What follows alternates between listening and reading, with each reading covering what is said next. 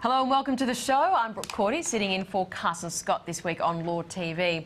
Distressed loan investments are a burning item in the news lately. Just this week, we're seeing reports that Nine Entertainment's under siege from lenders. Goldman Sachs leading the charge, battling to swap out billions in debt for ownership of the company. And much of that debt was brought in by the distressed loan market. It's one of the focuses of the Turnaround Conference, previewed to you last week here on Law TV by TMA President John Nestle. We caught up with Goldman Sachs Head of Restructuring, Lachlan Edwards, who says Australia is the biggest destination for distressed investment. Our Maya Grant caught up with him to talk about the restructuring practice of Goldman's. We set up a business in 2005 in the US. I set up the business in 2006 in Europe and then came back home to Australia to set it up for Asia in 2008. It's a counter-cyclical business. We look to advise our clients when they need our help, and people never need help more than when they're in a turnaround or a restructuring situation. So it's very consistent with our business model. At what level of investment dollars are you seeing going to be attracted to the secondary or distressed loan market? There is no doubt that there is a great opportunity to increase the amount of investment capital available to Australia. If you go back to 2009, there was very little distressed investing. Since that time, it has become the second biggest and now the biggest destination for capital that's looking for distressed and stressed investment. That capital wasn't available to Australia before, and it is now. What changes would you like to see in Australia in order for turnarounds to be more successful? Do we need to change the way banks do business? Do we need to take a look at our corporate insolvency laws? You know, what's your ideal wish list? Well, the corporate insolvency law in Australia dates back to 1966.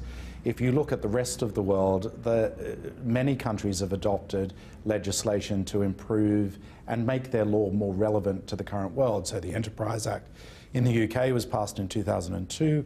China passed a new law in 2007. Australia, relying on a law from 1966, just seems out of kilter with the rest of the world and the way the capital markets function.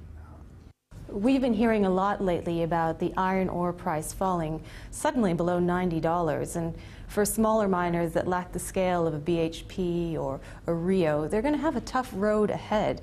What do you see as far as the frequency of turnarounds in the resources sector? And do you think that the turnaround processes can be helpful for commoditized businesses like those of the miners? Well, the restructuring world looks to apply capital where the normal sources of capital aren't available. So mining companies will normally turn to the equity or the debt capital markets for their capital. As prices fall and that capital becomes less available, the distressed and stressed sector is a place where people will find a risk-adjusted form of capital. The fact that that capital is now available means that there are more alternatives for mining companies, mining services companies, and associated entities as the world changes. And that's true for every industry.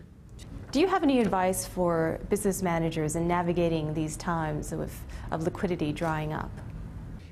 I think it's true for all companies at all times that they should be very focused on cash flow, corporate governance, and having the right information for that stage of the cycle. That is particularly true in the case of companies that are under pressure. And the determination of whether a company becomes stressed or distressed usually comes down to how they manage those three things. There might be some straw that breaks the camel's back, but those are the intrinsic three things that managers need to be on top of to make sure that they're best placed to weather those storms. Now, what's on your radar as far as the top global risk events? What's keeping you awake at night? Well, I think that what keeps me awake at night is volatility and uncertainty. And we saw in the last quarter of 2008 a significant decline in the copper price and a consequent effect on mining companies then. You mentioned earlier the iron ore companies and the fact that the spot price of iron ore has dropped dramatically. In the iron ore sector or the coal sector, the bulk commodities, they're less susceptible to that sort of thing because they have long-term